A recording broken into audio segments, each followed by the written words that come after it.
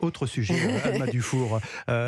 Le 23 septembre, plusieurs organisations de gauche, dont la France Insoumise, dont vous faites partie, Europe Écologie Les Verts ou encore la CGT, appellent à manifester contre ce qu'elles appellent les violences policières et le racisme systémique. Est-ce que vous serez dans le défilé ? J'y serai. J'y serai parce qu'on a un vrai problème, et j'aurais aimé qu'Emmanuel Macron, mais évidemment c'est le seul sujet dont on ne veut pas parler, pose cette question de la réforme nécessaire de la police et du pacte républicain qui nous lie à la police, et notamment une partie de la population avec la police, notamment dans les quartiers populaires. C'est-à-dire que c'est pas là ce que je dis, et je tiens vraiment à le préciser parce que souvent ce qu'on dit peut être mal compris, en tout cas détourné, transformé. Je ne parle pas de tous les policiers. Je ne dis pas que tous les policiers font mal leur travail. Je dis juste qu'il y a une culture de l'impunité qui s'est développée ces dernières années, où des actes graves commis par des policiers n'ont pas été sanctionnés à la hauteur de la gravité de ces faits.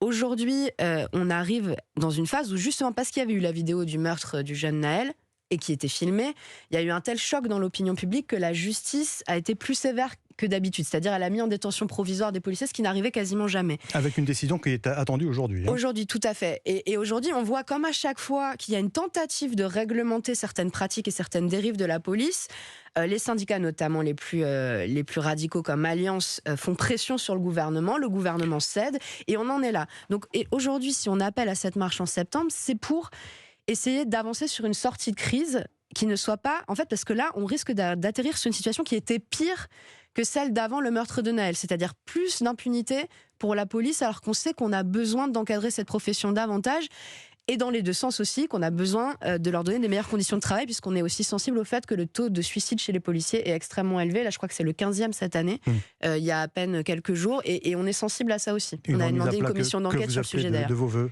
Pardonnez-moi, mais si certains, dans ce défilé, scandent « tout le monde déteste la police », est-ce que vous quitterez le défilé ou... Écoutez, mais comme dans toutes les manifestations, en fait, c'est-à-dire qu'il y a des gens, une frange radicale, qui utilise ce slogan-là en manifestation, enfin radicale, très avancée sur la gauche.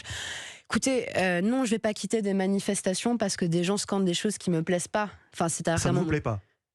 Non, je pense que c'est pas malin comme slogan. Je pense que c'est pas malin parce qu'on a besoin d'une police républicaine et on a besoin de réconcilier. Donc je pense qu'on peut demander la fin de l'impunité policière sur les violences policières sans tomber là-dedans, parce qu'en fait les Français ne comprendraient pas, et on a besoin de réconcilier la police et la population. Ça marche dans les deux sens, donc c'est pas avec ce genre de slogan qu'on va avancer. Par contre, c'est pas avec l'attitude de monsieur Darmanin notamment et avec celle de Frédéric Vaux ou de Nunez qu'on va avancer non plus. Là aujourd'hui c'est circulé, il y a rien à voir. Ces émeutes, elles sont pas parties du fait qu'il y a un adolescent qui s'est fait tirer dessus à bout portant par un policier expérimenté, c'était pas un bleu.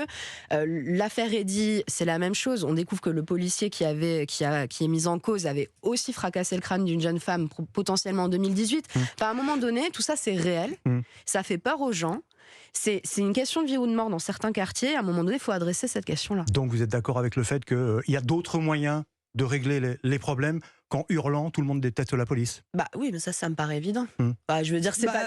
Pardonnez-moi, c'est peut-être pas évident pour... Non, mais ce que je veux dire, c'est que nous, on propose des vraies réformes, on est parlementaires, on propose de revenir sur la loi de 2017, sur les refus d'obtempérer, sur l'IGPN, d'augmenter les salaires, de recruter, enfin je veux dire, on a un vrai programme sur la police, on n'est pas là pour faire le show, quoi.